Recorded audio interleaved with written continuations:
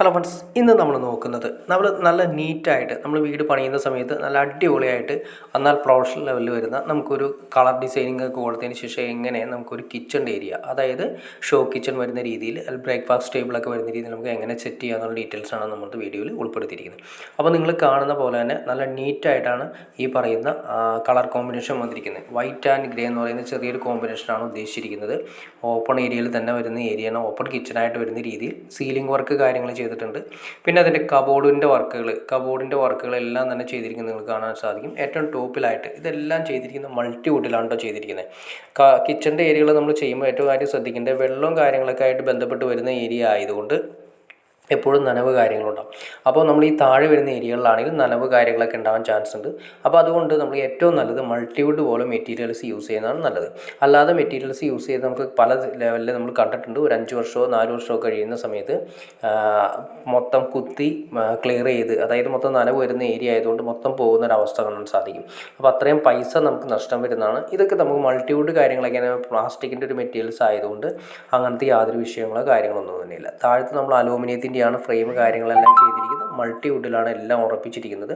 ഈ ഏരിയ നമുക്ക്, അതായത് നമ്മുടെ ഹീറ്റർ വരുന്ന ഏരിയയാണ്, നമ്മുടെ ചിമ്മിണി വരുന്ന ഏരിയയാണ്, അതായത് സ്റ്റൗ വരുന്ന ഏരിയ. അവിടെ നമ്മൾ താഴ്ത്തി കുഴിച്ചിട്ടിരിക്കുകയാണ് ചെയ്യുന്നത്. അതിലേക്ക് നമ്മൾ ഈ പറഞ്ഞ സ്റ്റൗ അതിലേക്ക് ഇറക്കി വയ്ക്കും. അതിനുശേഷമാണ് നമുക്ക് ഈ പറഞ്ഞ ലെവലിൽ പുറത്തേക്ക് ചിമ്മിണിയുടെ ഔട്ട് പൈപ്പ് സെപ്പറേറ്റ് പോകുന്നത്.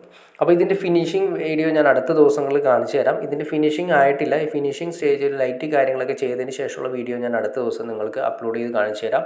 ഇതിപ്പോൾ ഒരു നല്ലൊരു കോമ്പിനേഷനാണ് ചെയ്തിരിക്കുന്നത്. അപ്പോൾ മെയിനായിട്ട് വേണ്ടതെന്ന് വെച്ചാൽ ഷോ കിച്ചണിൽ നമ്മൾ കൊടുത്തിരിക്കുന്നത് ഓപ്പൺ ആയിട്ട് വരുന്ന ഏരിയകളിൽ ചിമ്മിണി കൊടുത്തിട്ടുണ്ട്.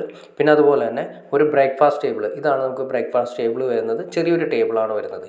അതിൻ്റെ തൊട്ടുപുറത്ത് തന്നെ നമുക്ക് ഒരു സിങ്ക് കൂടി കൊടുത്തിട്ടുണ്ട്. ഇത്രയാണ് നമ്മൾ മെയിനായിട്ട് ഉദ്ദേശിക്കുന്ന ഏരിയ വരുന്നത്. പിന്നെ ഫ്രിഡ്ജിൻ്റെ ഒരു ഓപ്ഷൻ വരുന്നുണ്ട്. പിന്നെ ഇവിടെയെല്ലാം തന്നെ പ്രൊഫൈൽ LED ആണ് ഇതിൻ്റെ ഉള്ളിൽ ചെയ്തിരിക്കുന്നത്. അപ്പോൾ അതുകൊണ്ട് എല്ലാ വർക്ക് കഴിഞ്ഞ് കഴിയുമ്പോൾ നല്ല ഭംഗിയായിരിക്കും കാണാനായിട്ട്.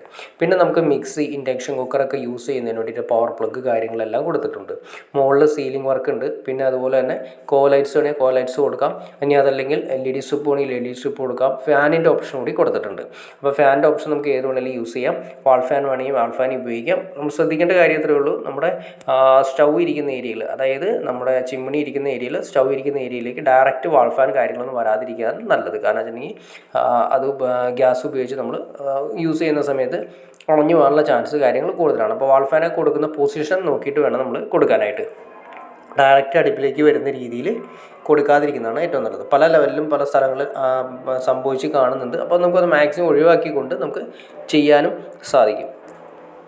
അപ്പോൾ നിങ്ങൾക്ക് ഈ കിച്ചണിൻ്റെ ഒരു കളർ കോമ്പിനേഷൻ ഇഷ്ടപ്പെട്ടെങ്കിൽ നിങ്ങൾ തീർച്ചയായിട്ടും കമൻറ്റ് ചെയ്യുക.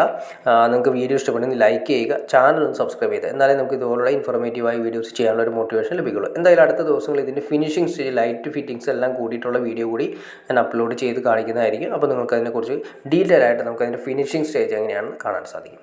അപ്പോൾ ഓക്കെ ഫ്രണ്ട്സ്, അടുത്ത വീഡിയോയിൽ കാണുന്നവരെ ഓക്കെ.